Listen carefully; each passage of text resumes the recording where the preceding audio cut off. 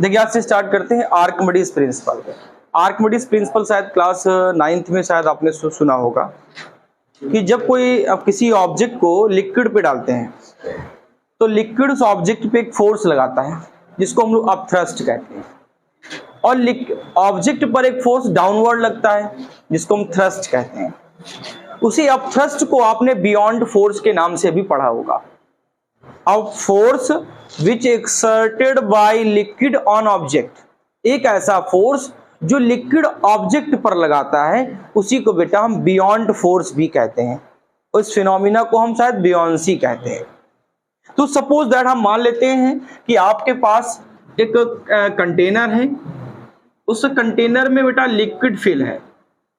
अब liquid fill है, यहां पर एक ऑब्जेक्ट मान लेते हैं, हम लेट कर लेते हैं कि यहां पर बेटा कोई एक ऑब्जेक्ट है, ठीक है। इस ऑब्जेक्ट का जो थ्रस्ट है, थ्रस्ट वो तो डाउनवर्ड होगा। थ्रस्ट जो आप फोर्स क्रिएट कर रहे हैं, दे रहे हैं आप फोर्स, वो कहां होगा? डाउनवर्ड। इसको मैं लेट कर लेता हूं F1। लिक्विड बताइए क्या लगाएगा? अपथ्रस्ट। कहां पे लगाएगा बेटा? Opposite of thrust. Opposite of मतलब ऊपर की तरफ, तो बेटा ये कहां लगेगा? अपोजिट, मतलब इसको मान लेते हैं हम लोग F2।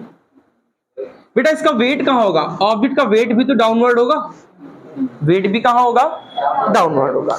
अब थोड़ा सा दिमाग लगाओ, अगर हम किसी ऑब्जेक्ट को लिक्विड में डालते हैं तो उस पे एक फोर्स जो अपने हम हाथों से दे रहे हैं फोर्स, वो फोर्स कहां? डाउनवर्ड जाता है, जिसको थ्रस्ट कहते हैं। थ्रस्ट का अपोज करता है लिक्विड, ऑब्जेक्ट पर फोर्स लगाता है उसको अपथ्रस्ट कहते हैं। It is also known as buoyant force, that phenomena is called buoyancy. आपने चीज प्रैक्टिकल में देखा होगा, कभी फील किया होगा कि अगर हम लोग स्विमिंग करना जानते हैं या स्विम करना चाहें तो आपको जैसे देखा होगा कि आप जब लिक्विड में जाते हैं, पानी की सरफेस पर जाते हैं, तो आपको आपका वेट या तो एक्चुअल से ज्यादा फील होता है कभी कभी, या एक्चुअल से कम फील होता है, मतलब ओरिजिनल फील नहीं होता। एक्चुअल से ज्यादा कब फील होता है? एक्चुअल से ज्यादा फील तब होता है जब हम क्या कर रहे हो? सिंक कर रहे हो, नीचे की तरफ जा रहा है, क्योंकि वहां पर क्या होता है? फ्लूइड प्रेशर क्रिएट करता है आप पे। जब आप स्विम करते हैं उस समय क्या होता है? आपका जो वेट है उतना वेट आपने वाटर का डिस्प्लेस कर दिया, तो इक्वल हो गया। लेकिन कभी कभी जब आप बहुत स्पीड से स्विम करते हैं तो आपका वेट कम लगता है और आप सरफेस के ऊपर आ जाते हैं। तो कहने का मतलब एक बॉल लिया, उस बॉल को पानी पर डाला, उस पानी पे डालते ही बेटा बॉल पे जो हमारे फोर्सेस है उसके 3 तरीके की कंडीशन बनी।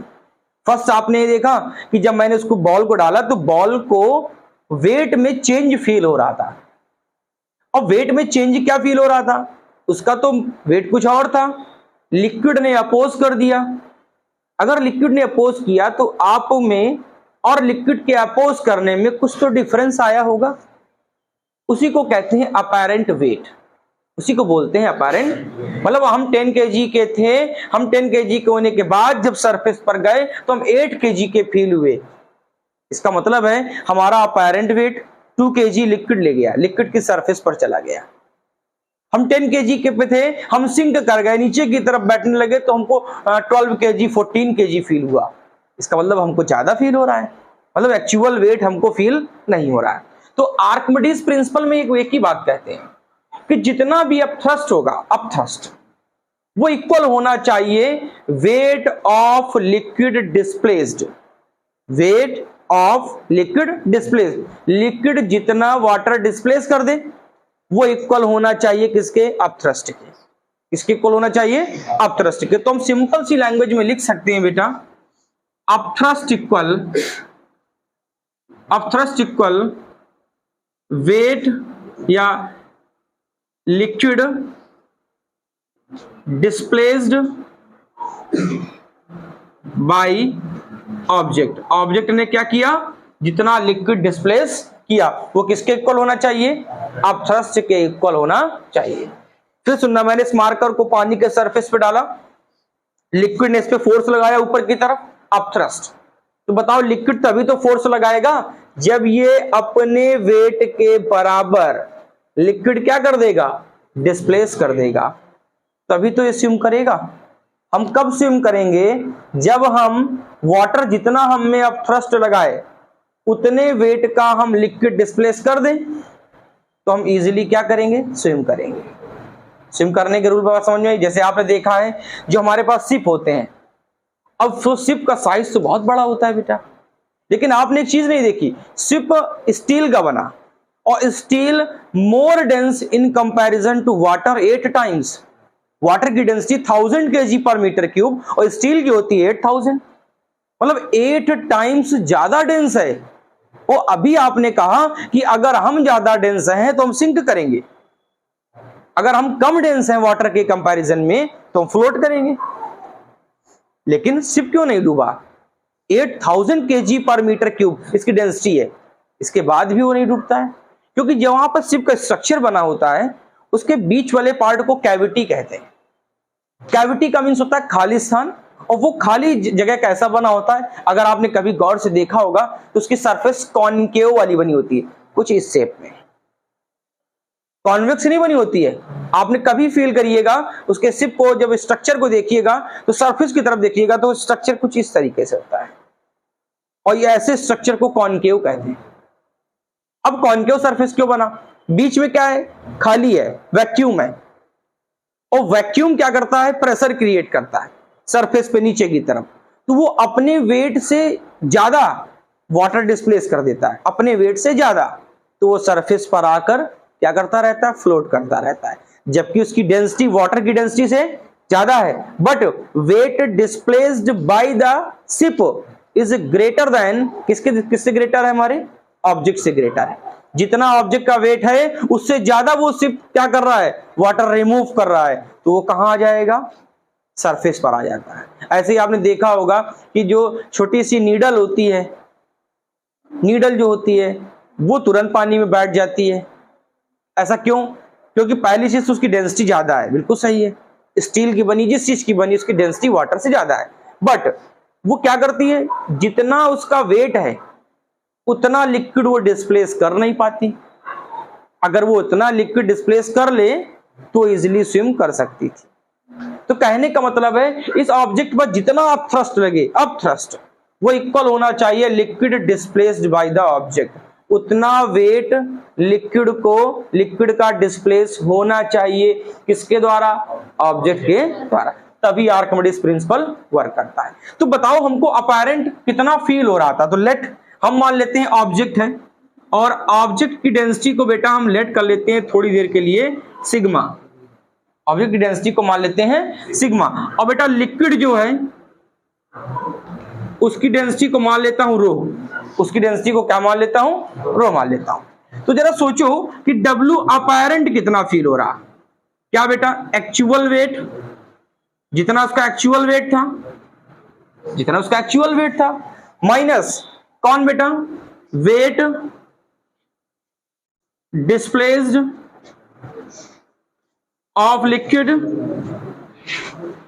बाय ऑब्जेक्ट, ऑब्जेक्ट ने कितना लिक्विड डिस्प्लेस किया, मतलब फिर ध्यान सुनना, डब्ल्यू अपैरेंट कितना है, एक्चुअल वेट जो भी इसका एक्चुअल वेट हो, फिर बेटा weight displaced by of liquid by the object. तो बताओ इसको मैं डब्ल्यू अपैरेंट इक्वल बेटा वेट, एक्चुअल वेट किसका, ऑब्जेक्ट का, ऑब्जेक्ट की डेंसिटी आपने क्या मानी, सिग्मा, क्या आपको मालूम है डब्ल्यू इक्वल mg होता है, और mass equal volume into density होता है, मास इक्वल वॉल्यूम इनटू, तो ऑब्जेक्ट की डेंसिटी आपने क्या मानी है, सिग्मा, तो मैं क्या लिखूं, v sigma g, v sigma g, minus बताओ लिक्विड का वेट कितना है, ये था ऑब्जेक्ट का, अब हमको चाहिए लिक्विड, तो लिक्विड का फॉर्मूला तो बेटा सेम है, मास इनटू ग्रेविटी, तो बताओ वेट कितना, वॉल्यूम, वॉल्यूम डेंसिटी कितनी, रो जी, किसकी डेंसिटी, लिक्विड की डेंसिटी, तो माइनस वी रो जी, बताओ कितना बचा बेटा, डब्ल्यू अपैरेंट इक्वल, हम एक काम करते हैं v सिग्मा जी को कॉमन कर लेते हैं, किसको कॉमन कर लें, v सिग्मा जी, तो यहां तो 1 बचा, यहां तो v और g तो बाहर हो गए, सिग्मा नहीं है, तो मैंने क्या था, क्या करना है, डिनोमिनेटर में भेज देना है, तो 1 माइनस रो अपॉन सिग्मा। तो W अपैरेंट का फॉर्मूला बना V सिग्मा जी ब्रैकेट में 1 माइनस रो अपॉन सिग्मा। यहां पर रो क्या है? लिक्विड की डेंसिटी, और सिग्मा क्या है? ऑब्जेक्ट की डेंसिटी। अब थोड़ा सा और दिमाग लगाना, बस 1 मिनट का काम बेटा। ये जो V सिग्मा जी लिखा है, इसी को बेटा एक्चुअल वेट कहते हैं। इसी को, जो ऑब्जेक्ट लेना आप उसी को एक्चुअल वेट कहना। तो W अपैरेंट किसके इक्वल? V सिग्मा जी को मैंने क्या कह दिया? W कह दिया, 1 minus rho upon sigma. This is the formula of Archimedes principal. W apparent किसके इक्वल? W क्या? ऑब्जेक्ट का वेट। ऑब्जेक्ट का वेट कितना है? V सिग्मा जी, 1 माइनस रो अपॉन सिग्मा। थोड़ा सा दिमाग लगाना। अगर बेटा हम फर्स्ट कंडीशन में आपको समझाएं कि थोड़ी देर के लिए जो सिग्मा है वो रो से बड़ा हो गया, जो सिग्मा है वो रो से बड़ा हो गया। सिग्मा क्या? ऑब्जेक्ट की डेंसिटी, और रो क्या? किसकी डेंसिटी? लिक्विड, जिसमें आप जा रहे हैं, लिक्विड है या आप केरोसिन है या जो भी ऑलिव ऑयल है, जो भी आपका है। तो अगर सिग्मा रो से ग्रेटर हो गया तो बताओ, सिग्मा अगर रो से बड़ा होगा तो ये वैल्यू तो पॉजिटिव ही आएगी ना। ये वैल्यू कैसी आएगी? पॉजिटिव, मतलब W अपैरेंट ज्यादा हो जाएगा। W अपैरेंट ज्यादा हो जाएगा क्योंकि इसकी वैल्यू बड़ी है, ये ऊपर आएगा तो वैल्यू बड़ी हो जाएगी। तो उस कंडीशन में ऑब्जेक्ट क्या करता है? सिंक कर जाता है, नीचे की तरफ बैठ जाता है। अगर ऑब्जेक्ट की डेंसिटी किससे ज्यादा हो गई? लिक्विड की डेंसिटी से ज्यादा हो गई, और आपने स्ट्रक्चर में वैक्यूम क्रिएट ना किया, सरफेस को चेंज ना किया, तो तुरंत ऑब्जेक्ट क्या कर जाता है? सिंक कर जाता है। तो ऐसी कंडीशन में ऑब्जेक्ट क्या करेगा? सिंक, नीचे की तरफ बैठ जाएगा। ऐसे सेकंड केस में बेटा, अगर सिग्मा इक्वल रो हो जाए, सिग्मा इक्वल रो हो जाए, तो बेटा सिग्मा इक्वल रो तो ये तो 0 हो जाएगा। देखो दोनों इक्वल, 1 माइनस 1 0, तो W अपैरेंट, मतलब आप जितने के थे आपको उतना ही फील हो रहा है। और वो कब फील होता है उसको ध्यान रखिएगा, वो तब फील होता है जब हम लिक्विड की, ये लिक्विड है, इसके सरफेस के अंदर रहेंगे, यहां पे ऐसे कोई भी सरफेस उसके ऊपर नहीं होगी, लिक्विड के सरफेस के बिल्कुल नीचे वाली सरफेस पर होंगे। कब? जब दोनों की डेंसिटी क्या हो जाएगी? फ्लोट तो करेंगे, आप फ्लोट तो करेंगे, लेकिन जैसे होता ना कि आधा पार्ट ऊपर स्विम करने में और आधा पार्ट नीचे रहता है बॉडी का, लेकिन ऐसा नहीं होगा। यहाँ पर ये पानी में डूबा रहेगा लेकिन फ्लोट करता रहेगा। कब? जब सिग्मा किसके इक्वल होगा?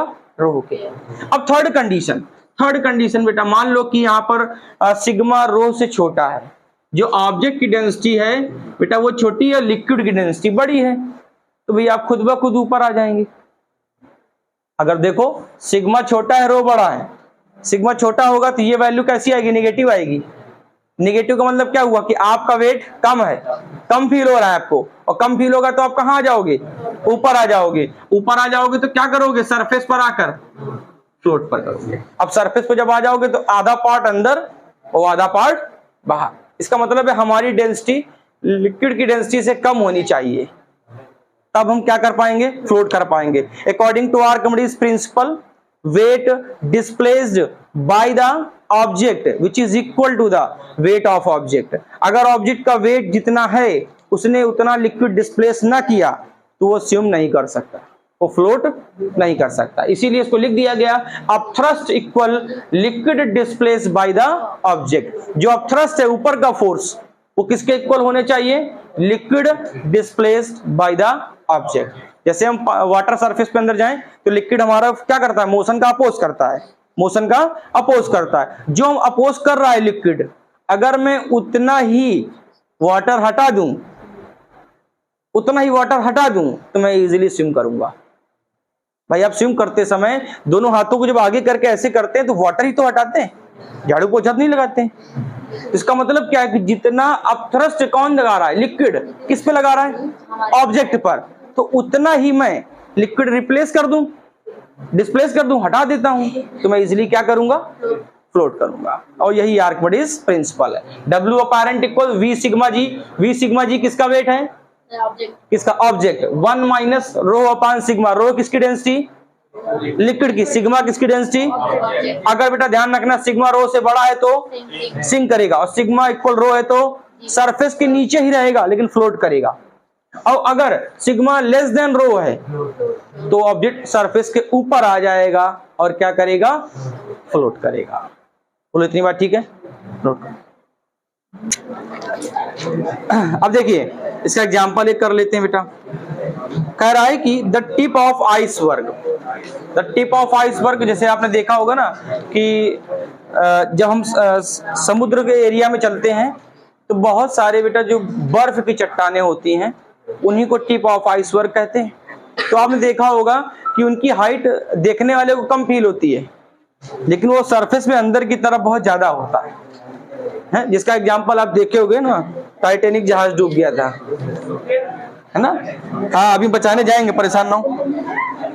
The tip of iceberg, the density of ice, ice की डेंसिटी दे रहा बेटा, डेंसिटी ऑफ आइस 917 kg पर मीटर क्यूब। ठीक बेटा। फिर कह रहा है what fraction of ice lies below water, बताओ कितना फ्रैक्शन वाटर के अंदर है, कितना लगभग अंदर है पानी के। और the density of sea water, कह रहा है जो सी वाटर है उसकी डेंसिटी बेटा है 1024 kg पर मीटर क्यूब। कितनी बेटा? The density of sea water, तो आप डेंसिटी ऑफ सी वाटर लिख लो, density of sea water equal बेटा 1024 kg पर मीटर क्यूब है। कह रहा what fraction of the iceberg do we see assuming that it have same density as ordinary rice. कह रहा है कि व्हाट फ्रैक्शन ऑफ आइसबर्ग, बताओ कितने परसेंट आइसबर्ग वी सी हमको दिखाई देगा, एज्यूमिंग ऐसा मान लीजिए, इट हैव सेम डेंसिटी, इसकी डेंसिटी उतनी ही है एज ऑर्डिनरी आइस, जैसे नॉर्मल आइस की होती है, वो कितनी है? 917 kg पर मीटर क्यूब। मतलब हमसे ये पूछ रहा है कि बताओ कितने परसेंट तो वो सरफेस के अंदर था, अब जितने परसेंट बाहर है तो उसका कितने परसेंट आपको दिख रहा है। मतलब सरफेस को ये निकालना है कि कितने परसेंट आपको विजिबल है और कितना परसेंट सरफेस के अंदर है।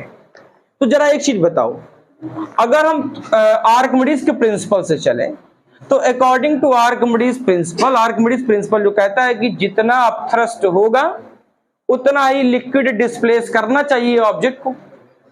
यही तो फिनोमिना आपने पढ़ा कि जितना उसका अपथ्रस्ट है। तो मान लेते हैं थोड़ी देर क्या बेटा, weight of object, weight of object equal to the liquid displaced by object. बताओ वेट ऑफ ऑब्जेक्ट कितना, हमें नहीं पता, तो मान लेते हैं V सिग्मा G। ठीक, अब जरा इसको लिखो बेटा, लिक्विड डिस्प्लेस्ड मान लो कितना कर दिया, V डैश, वॉल्यूम कितना V डैश, इसकी डेंसिटी रो इंटू G। बोलो इतनी बात ठीक है? V सिग्मा G किसके इक्वल? V डैश रो G के इक्वल। थोड़ा दिमाग लगाओ, अब मैं क्या कर सकता हूं, अगर इस कॉन्सेप्ट से चलूं तो यहां पर नया फॉर्मूला बन रहा है, G से G कैंसिल और V upon V dash, V upon equal rho upon sigma. Change कर लो, V dash upon V equal sigma upon rho. बताओ सिग्मा कितना है? 917, ऑब्जेक्ट 917 और डेंसिटी ऑफ आइस 1024। अब इसको सॉल्व करना पड़ेगा, 917 अपान 1024। इसका सोल्यूशन आप कर लीजिए कितने परसेंट आ रहा है। तो देखो मैं अप्रॉक्स करूं, अगर ये 1000 होता तो 1 2 3 0.91 आता, 0. तो बेटा थोड़ी इसकी वैल्यू बड़ी है, इसका मतलब ये थोड़ा और छोटा आएगा ना, तो मैं अप्रॉक्स मान लेता हूं 0.88। अब सोल्यूशन करके देख लीजिएगा, हमने इसको 1000 माना तो 1000 माना तो यहां पर आएगा 1 2 3 0.91, लेकिन 1024 है तो थोड़ा और कम, कितना 0.88। कितनी बात ठीक? कितने परसेंट आया? परसेंटेज तो नहीं मिला अभी, 0.88 मिला। अब जरा परसेंटेज निकाल लो। परसेंटेज के लिए क्या करते हैं? इंटू 100। तो बेटा v dash upon v equal बेटा कितना आ जाएगा? 80 0.88 इंटू 100। तो कितने परसेंट बेटा? पानी के अंदर कितने परसेंट है? 88%। तो वो वाटर सरफेस के अंदर है आइसबर्ग, 88% अंदर की तरफ है। अब फिर सेकंड पार्ट कह रहा है, फिर कह रहा है कि what fraction of iceberg do we see assuming that it have same density as ice. बताओ, कह रहा है कि कितने परसेंट हम फ्रिक्शन देख सकते हैं। तो कितने परसेंट फ्रिक्शन देख सकते हैं? तो फ्रिक्शन का एक फॉर्मूला होता है, फ्रिक्शन इक्वल एफ मान लें, फ्रिक्शन को हम एफ मान लेते हैं, 1 minus V dash upon V, या तो इससे करो, और बेटा 1 माइनस, और अभी आपने कहीं लिखा वी डैश अपॉन वी किसके इक्वल होता है? Sigma upon rho. तो सिग्मा अपॉन रो। तो बेटा 1 माइनस, बताओ सिग्मा कितना है? 917। रो कितना है बेटा? 1024 ऊपर गया। तो बताओ 1024 में 917 को माइनस करो तो 100 तो ऐसे ही बच रहा है। 917 में 100 ऐड करो तो 1017। तो बेटा ऊपर कितना आया? 107। और अपॉन में कितना आया? 1024। अब इसको सॉल्व कर लोगे। 107 अपॉन 1024, वही लगभग बेटा 1 2 3, अगर 3 जीरो मान लूं, 1 2 3, 0.107। ये फ्रैक्शन वैल्यू आ गई जो दिख रही है हमको, लेकिन हमको परसेंटेज में चाहिए। परसेंटेज में चाहिए तो इनटू क्या करोगे? 100 करोगे। तो 100 करोगे तो आपको फाइनल आंसर कितना मिलेगा? 10.7%। जो हमको ऊपर से टिप दिख रही है, जो चोटी दिख रही है, वो लगभग कितने परसेंट है? 10.7%। जबकि वाटर के अंदर कितना है? 88%। फिर सुन, हमने क्या किया? कुछ अलग से स्पेशल काम नहीं किया हमने वही पुराना रूल कि आइसबर्ग का जितना वेट है उतना बच्चा वो लिक्विड हटा ले। ठीक है। अब वॉल्यूम सेम क्यों नहीं है? आइसबर्ग का वॉल्यूम अलग होगा और लिक्विड का अलग होगा। तो हमने कहा बताओ weight of object v sigma G. तो बताओ बेटा कितना लिक्विड डिस्प्लेस हुआ? तो हमने लिक्विड डिस्प्लेस किया, उसको मान लिया v डैश, कितना? रो इंटू जी, जी से जी। तो बेटा v अपॉन v डैश, रो अपॉन सिग्मा, पलट दो, v dash upon v equal sigma upon rho. Sigma कितना? आइसबर्ग 917, और रो कितना? लिक्विड जहां पर है 1024, कितना आया? 0.88। परसेंटेज में चाहिए तो इंटू 100 कर लीजिए। 88% वो पानी के अंदर है। ठीक। अब थोड़ा सा दिमाग लगाओ। फिर कह रहा है कि व्हाट फ्रैक्शन डू वी सी, बताओ कितने परसेंट हम देख सकते हैं उसको। तो हमने क्या किया? Fraction F 1 minus V dash upon V. बेटा V dash change in volume upon V original volume. तो वी डैश अपॉन वी की जगह हमने लिख दिया जो फॉर रिलेशन था हमारा, sigma upon rho, sigma upon rho. Sigma कितना? 917, रो कितना? 1024। एलसीएम ले लो बेटा, कितना आया? 0.107।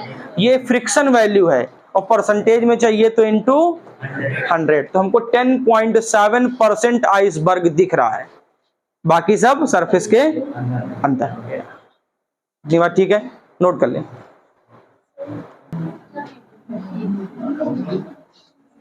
देखिए, फ्लूइड की सबसे बड़ी प्रॉपर्टी है विस्कोसिटी। जैसे हम लोग नॉर्मल ऑब्जेक्ट में फ्लूइड में डेंसिटी पढ़ते हैं, वैसे ही हमारे लिए विस्कोसिटी है। तो विस्कोसिटी क्या बेटा? प्रॉपर्टी ऑफ फ्लूइड, फ्लूइड की प्रॉपर्टी है। आपने कभी एक चीज देखा होगा कि अगर हम लोग जनरली मोशन करते हैं तो हमेशा रिलेटिव मोशन करते हैं, कभी हम लोग नॉर्मल मोशन करते ही नहीं। हम सरफेस पे चलते हैं तो अर्थ को फ्रेम ऑफ रेफरेंस मान लेते हैं। अगर हम रोड पे चल रहे हैं तो जिस कार, जिस बाइक, जिस ऑब्जेक्ट के रेस्पेक्ट में आप अपनी स्पीड निकाल रहे हैं तो उसको क्या मान लेते हैं? Frame of reference. हम बाइक चला रहे हैं, हम अपनी स्पीड को मेजर कर रहे हैं तो अर्थ को मान लेते हैं फ्रेम ऑफ रेफरेंस। मतलब अगर हम अपनी स्पीड निकालते हैं तो कभी नॉर्मल स्पीड आती ही नहीं, हमेशा किसी न किसी के रिलेटिव में आती है। तो ऐसे ही विस्कोसिटी में आपने देखा कि water have many layers, water में बेटा बहुत सारी लेयर्स होती हैं।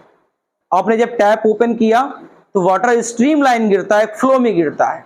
जब फ्लो में गिरता है तो ऐसा थोड़ी नहीं कि वाटर के पार्टिकल इधर वाले इधर आ गए फिर इधर हो गया, ऐसा तो नहीं। एक वाटर के पार्टिकल्स एक लाइन डायरेक्शन में आते हैं। अगर सेकंड सरफेस वाले सेकंड को फॉलो करते हैं, थर्ड वाले थर्ड को फॉलो करते हैं। इसका मतलब क्या हुआ कि water have many layers, water में बहुत सारी लेयर्स होती हैं। तो बहुत सारी लेयर्स हैं तो करता क्या है, विस्कोसिटी क्या करता है, एक विस्कस ड्रैग है। विस्कस ड्रैग का मींस कह सकते हो विस्कस फोर्स, और विस्कस फोर्स का मतलब होता है जो बेटा रिलेटिव मोशन का अपोज करे, जो क्या करे, रिलेटिव मोशन का अपोज करे। सपोज दैट थोड़ी देर के लिए मान लें कि आपके पास ये एक सरफेस है, ठीक। इस सरफेस पे वाटर की लेयर्स हैं, वाटर की लेयर्स बेटा। अब थोड़ा सा दिमाग लगाना कि जैसे जैसे हम ऊपर की तरफ बढ़ रहे हैं, सरफेस से ऊपर की तरफ, तो वाटर को फ्लो करने की स्पीड बढ़ जाती है। क्यों बढ़ जाती है? सपोज दैट यहां पर V1 है, मैं मान लेता हूं 1 मीटर पर सेकेंड, ठीक। यहां पर 3 मीटर, 4, 5, 7 ऐसे बढ़ रहा है। यहां पर स्पीड ध्यान रखिएगा कितनी होती है, अप्रॉक्स 0, बहुत कम होती है। मतलब 0 का मतलब मिनिमम। और जैसे जैसे अपर लेयर की तरफ बढ़ते हैं स्पीड क्या हो जाती है, क्यों? सेकंड लेयर को फर्स्ट वाला रिलेटिव देता है, थर्ड को सेकंड वाला, फोर्थ को थर्ड वाला। मतलब अगर हम कहें कि speed of second layer with respect to first, तो आप क्या लिखते हो बच्चों, V2 minus V1, V2 minus V1। तो मतलब V2 कितना ज्यादा है V1 से, यही तो पता चला भाई। आप और आपके बगल में कोई मित्र चल रहा है आपका, कोई 10 से, आप 20 से, तो जरा बताओ रिलेटिव मोशन का मतलब क्या हुआ। हम अपने मित्र फ्रेंड से कितना फास्ट चल रहे हैं, वही तो हुआ ना, V2 minus V1, V2 minus V1, 20 minus 10, 10 metre per second. लेकिन अगर वो अपोजिट जा रहा होता, अपोजिट, हम फॉरवर्ड जा रहे हैं, वो रिवर्स जा रहा है, तो फिजिक्स में रूल है वेक्टर एडिशन करने के लिए रिवर्स वाले को या तो फॉरवर्ड लाओ या तो फॉरवर्ड वाले को भी कहां ले जाओ, रिवर्स। तो बेटा माइनस माइनस क्या हो जाएगा, प्लस। तो आपको स्पीड कैसी फील होती है, ज्यादा फील होती है। कैसी फील होगी, ज्यादा फील होगी। तो जैसे जैसे, तो विस्कोसिटी है क्या, कहा it is the property of fluid, it is property of fluid. बेटा फ्लूइड की एक प्रॉपर्टी है। ये क्या करता है विस्कोसिटी, कहा it oppose the relative motion, it oppose the relative motion between the layer of या layers of liquid। ये लिक्विड के लेयर्स के बीच में क्या करता है, उसका अपोज करता है, उसके मोशन का क्या करता है, अपोज। जैसे आपने एक चीज देखी कि जब हम सरफेस पर चलते हैं, तो जब हम सरफेस पर चलते हैं तो आप कॉन्सेप्ट पढ़ते हैं एक्शन रिएक्शन। जितना सरफेस को एक्शन दोगे उसके बदले में आपको रिएक्शन दे देगा, हम आगे की तरफ बढ़ जाते हैं। लेकिन आप जब टाइल्स पे चलते हैं और या ग्रीस वाली सरफेस पर चलते हैं, तो जितना हम एक्शन देते हैं वो उनको उतना रिएक्शन फोर्स नहीं देता। क्यों? क्योंकि फ्रिक्शन की वैल्यू को छोटा कर रहा है लुब्रिकेंट जो आपने लगा दिया। जैसे आप साइकिल चलाते हैं या बाइक चलाते हैं तो कभी कभी देखा हो कि चैन आवाज करने लगती है, तो आवाज करने से स्पीड में फर्क पड़ता है। क्यों फर्क पड़ता है? क्योंकि एक तो साउंड क्रिएट हो रही है, और फिजिक्स का कॉन्सेप्ट है कि हीट लाइट साउंड में अगर एनर्जी चली गई तो मोशन को कम कर देती है। तो आप क्या करते हो, उन दोनों सरफेस के बीच में लुब्रिकेंट लगा देते हो, ग्रीस सपोज है। वो ग्रीस करता है क्या कि चैन और एक्सेल के बीच में एक लेयर, अपैरेंट लेयर क्रिएट कर देता है जो स्मूथ हो जाती है। किसके किसके, दोनों सरफेस के बीच में। ऐसे हमारे जो कह सकते हो कि पैर का जो निचला हिस्सा है अर्थ, उन दोनों के बीच में भी एक लेयर होती है। वो लेयर करती क्या है, हमारे रिलेटिव मोशन का अपोज करती है। अगर अपोज नहीं करेगी तो न्यूटन फर्स्ट लॉ, हम चलते ही रहेंगे वैक्यूम में, हम कभी रुकेंगे नहीं, रुकेंगे तो चल नहीं पाएंगे। लेकिन ऐसा तो कॉन्सेप्ट नहीं अप्लाई होता कहीं। तो कह रहा water have relative motion towards each other, एक दूसरे के साथ क्या करते हैं, रिलेटिव मोशन करते हैं। रिलेटिव का मतलब ये मान लो फास्ट है ये स्लो है तो ये रिलेटिव मोशन हो गया, ये फास्ट है ये स्लो है तो ये स्लो है तो पीछे रहेगी और ये फास्ट है तो आगे। तो दोनों के बीच में ये वाला क्या कर रहा है, टेंजेंट फोर्स लगा के धक्का दे रहा है, इसको आगे बढ़ा रहा है। नीचे वाली लेयर ऊपर वाली लेयर पे एक टेंजेंट फोर्स लगा रही है, ये वाला फोर्स कि तुम आगे चलो, तभी तो रिलेटिव मोशन निकाला आपने। मान लो ये दो लेयर है वाटर की, मैं एक ये ऊपर एक नीचे है, ठीक है, और मैं रिलेटिव मोशन लगाने का मतलब क्या है कि ये वाली लेयर ऊपर वाली लेयर को क्या कर रही है, फॉरवर्ड मोशन दे रही है, आगे की तरफ बढ़ा रही है, और इसी फॉरवर्ड मोशन का कोई अपोज कर रहा है बीच में, उसको विस्कस ड्रैग कहते हैं, विस्कस फोर्स कहते हैं, या उस प्रॉपर्टी को विस्कोसिटी कहते हैं। अगर हम फोर्स में कहेंगे तो विस्कस फोर्स कहेंगे। विस्कस फोर्स का दूसरा नाम विस्कस ड्रैग, विस्कस ड्रैग। जैसे आप कभी एक चीज फील करना कि कोई, मान लीजिए कि आप सेकंड सरफेस थर्ड सरफेस कहीं थर्ड फ्लोर पे हैं और वाटर सरफेस पे कूदते हैं, तो आपने देखा होगा जब हम जंप करते हैं तो पहले वाटर में तो बहुत तेजी से जाते हैं, लेकिन आफ्टर सर्टेन टाइम, कुछ टाइम के बाद आपकी स्पीड कम होती जाती है और लास्ट में आकर फिजिक्स कहती है कांस्टेंट हो जाएगी, मिनिमम हो जाएगी। इसका मतलब है अगर वाटर अपोज ना करता तो आपकी स्पीड क्या कभी कम होती नहीं होती। तो भैया जो वाटर अपोज कर रहा है उसी को कहते हैं विस्कस फोर्स, उसी को कहते हैं विस्कस ड्रैग। तो यहां पे तो वही कहानी है, एक लेयर दूसरे लेयर को टेंजेंट फोर्स दे रही है, आगे बढ़ा रही है, तो आगे बढ़ा रही तो कितना, जरा ध्यान सुनना, आगे बढ़ा रही तो कितना, मैं मान लेता हूं थोड़ी देर के लिए इसकी स्पीड कितनी थी, v थी, और इसने इसको टेंजेंट फोर्स दिया तो इसकी स्पीड हो गई v प्लस dv, थोड़ी सी बढ़ गई। अब इन दोनों के बीच का जो सेपरेशन है, लेट मैं मान लेता हूं कितना dx है, कितना है, यह एक काम करो, सबसे अच्छा समझने का तरीका मैं फिगर बड़ा करता हूं। ये दोनों मान लो कि हमारे पास टैप है, टैप की पोजीशन है, सरफेस है बेटा, एक लेयर ये है और दूसरी लेयर ये है, बहुत ध्यान समझना। ये लेयर तो नहीं, इस सरफेस है, सरफेस से कितनी डिस्टेंस, टेंजेंशियल डिस्टेंस x, बताओ ऊपर वाले की कितनी, x प्लस dx, ठीक बात। तो बताओ ये कितनी स्पीड से चल रहा है, v, तो बताओ ये कितनी स्पीड से, कुछ बढ़ गया, इसने उसको धक्का दिया, कैसा, फॉरवर्ड मोशन, कितनी बढ़ गई, v प्लस, बोलो इतनी बात ठीक है। मैं कहूं बताओ इसको सेकंड मान लूं, इसको फर्स्ट मान लूं, बताओ v2 1 speed of second layer with respect to first, तो आप क्या करेंगे, v plus dv minus v, तो कितनी आई, कितनी आई dv। तो मैंने कहा बताओ सेपरेशन कितना है, तो सेपरेशन बताओ, तो सेपरेशन आप मान लो dx या डेल्टा x, जो भी आप सेपरेशन d मान लो, d कितना सेपरेशन, तो बेटा यहां से कितनी दूर है, x प्लस dx, ये कितना ऊपर है x, तो x plus dx minus x, बताओ कितना ऊपर है, x, कितना ऊपर है। अब मेरी बात का मतलब बहुत ध्यान समझना, दो लेयर पास पास बहुत क्लोज, ये वाली इसको टेंजेंट फोर्स लगाएगी, आगे बढ़ाएगी, ठीक है, इसको मैंने बढ़ा दिया, टेंजेंशियल डिस्टेंस बढ़ गई, क्या अब ये उतना फोर्स इसको दे पाएगा, नहीं दे पाएगा, क्योंकि सेपरेशन इन दोनों का बहुत ज्यादा हो गया। तो सेपरेशन ज्यादा कर दिया तो क्या ऐसा नहीं लग रहा है कि स्पीड कम हो रही है, स्पीड कम हो रही है, किस डिस्टेंस के बढ़ने से, टेंजेंशियल डिस्टेंस के बढ़ने से स्पीड कैसी हो रही, इसी को वेलोसिटी ग्रेडियंट कहते हैं, इसी को वेलोसिटी ग्रेडियंट।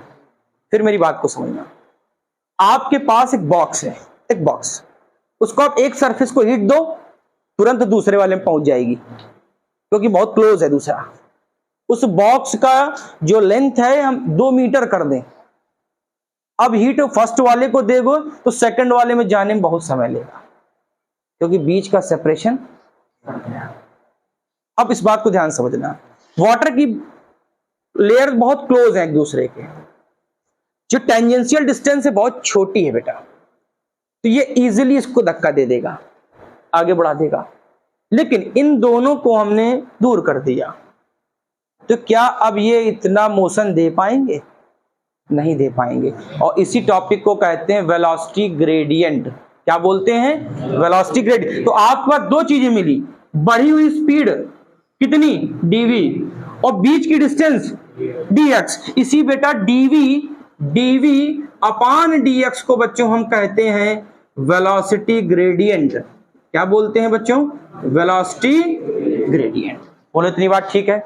इसको क्या बोलते हैं? Velocity gradient. अगर सरफेस क्लोज है तो वाटर बहुत फास्ट मोशन करेगा, और सरफेस बहुत दूर कर दिया आपने तो उसका मोशन उतना ही कम हो जाएगा। बोलो इतनी बात ठीक है? अब इसको प्रैक्टिकल भी बात समझेंगे। तो बताओ, ये जो आपने फोर्स दिया, फोर्स, ये फोर्स किसके डायरेक्टली प्रोपोर्शनल है? एरिया के।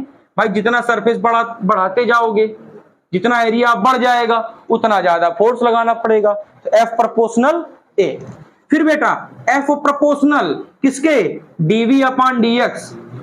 कितनी बढ़ी हुई स्पीड? dv, और बीच का सेपरेशन dx, तो बेटा dv अपॉन dx। बेटा दोनों को मिला दो, क्या इधर दिख रहा है?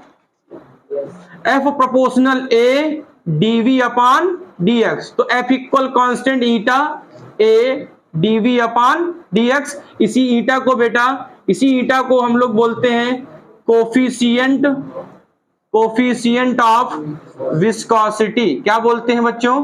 Coefficient of viscosity. ईटा की वैल्यू निकाल लीजिए बच्चा, FO अपॉन A, ये पूरा टर्म एक साथ चल रहा है, पूरा एक साथ, तो यहीं अपॉन में लिख दो dv अपॉन dx। आपकी इच्छा हो तो dx को ऊपर कर देना, ये न्यूमेरिकल के लिए मैं ऐसे समझा दे रहा हूं।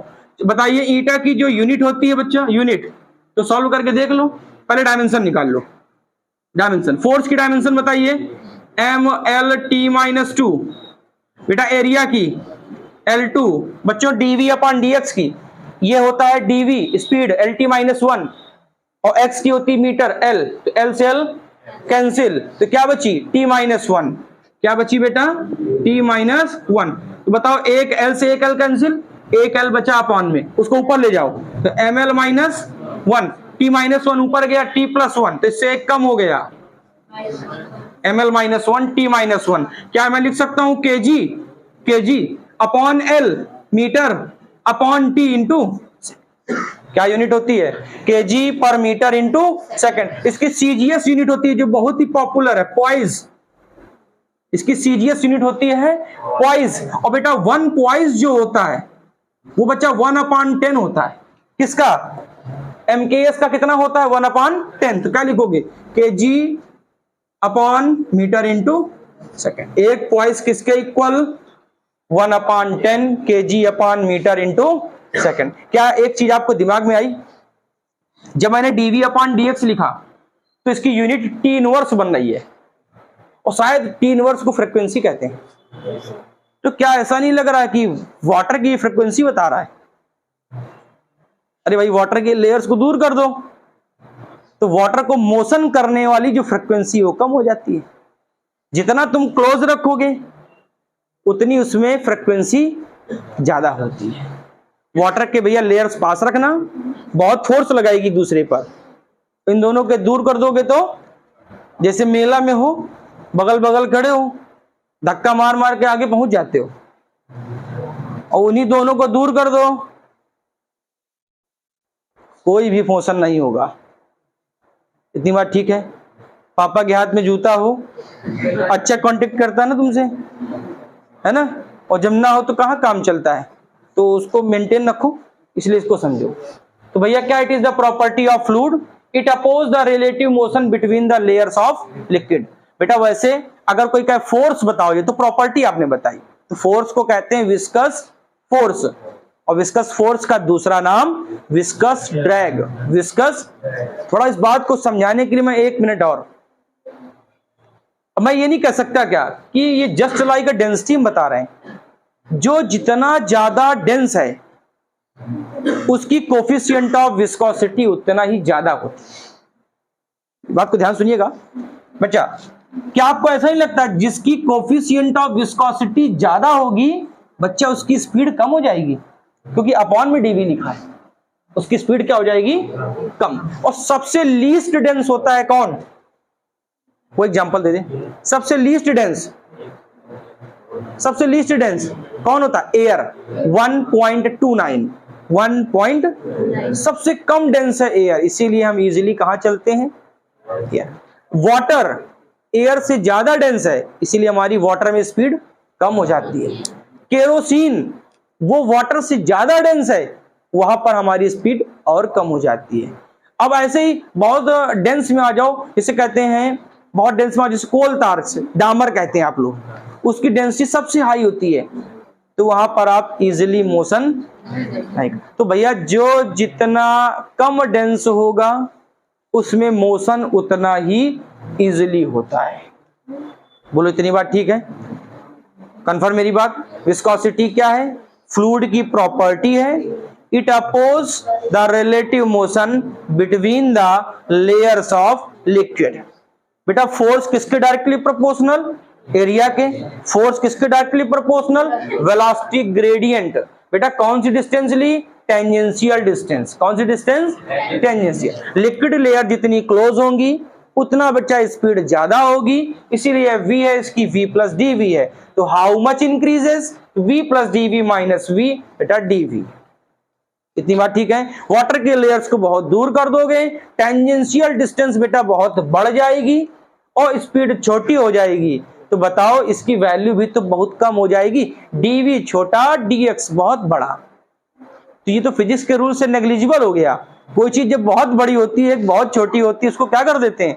नेग्लेक्ट कर देते हैं। बोलो इतनी बात ठीक है? नोट करो।